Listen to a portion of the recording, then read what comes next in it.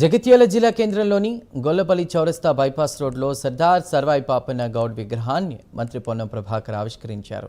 ఈ కార్యక్రమంలో MLA Sanjay Kumar, MLC L Ramana, మాజీ మంత్రి రాజేశం గౌడ్, మాజీ జిల్లా పరిషత్ చైర్మన్ తుల ఉమ పాల్గొన్నారు. ఈ ప్రాంతాన్ని సర్వాయి పాపన్న జంక్షన్గా నామకరణం చేశామని మంత్రి పొన్నం ప్రభాకర్ తెలిపారు.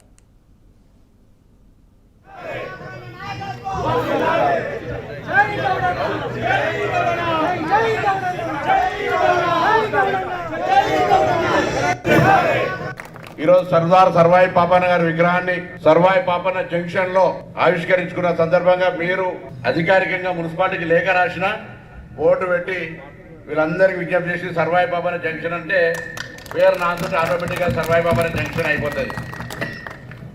ఇవాళ నుంచి దీన్ని సర్వాయి పాపన్న జంక్షన్ గా తీసుకొని పిలిచే విధంగా నామకరణం మనమే చేస్తా ఉన్నాం. దీని అందరు ఇప్పటి నుండి సర్వాయి పాపన్న జంక్షన్ గా చేయాల్సిందిగా ఈ సందర్భంగా కోరుతా ఉన్నాను. సర్వాయి పాపన్న బహుజన నాయకుడు, వృత్తిరీత్యా కల్లుగీత కార్మికుడైనా ఆయన సైన్యంలో అన్ని రకాల సామాజిక న్యాయాన్ని పాటించి గోల్కొండ కోటను చేయించినటువంటి వ్యక్తి. ఈ రోజు కూడా సామాజిక న్యాయాన్ని పాటిస్తూ భవిష్యత్తు లోపల అధికారం వైపు బహుజనులంతా పోవాలనే దానికి ఆయన విగ్రహం మనందరికీ స్ఫూర్తినిస్తుందని ఆకాంక్షిస్తా ఉన్నాను.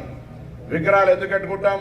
వాళ్ళ చరిత్ర, వాళ్ళ స్ఫూర్తిదాయకమైన పోరాటం, వారి యొక్క భవిష్యత్తును మనం ఆలోచన చేయడానికి ఆ విగ్రహాలు చూసినప్పుడల్లా మన జీవితంలో మార్పులు చేర్పులు చేసుకొని ఒక పట్టుదలతోటి వాటి అన్నింటినీ అధిగమిస్తామనే ఆలోచనతో ఈరోజు సర్దార్ సర్వాయి పాపన్న గారి విగ్రహాన్ని సర్వాయి పాపన్న జంక్షన్ లో ఆవిష్కరించుకున్న సందర్భంగా మీరు అధికారికంగా మున్సిపాలిటీకి లేఖ రాసిన బోర్డు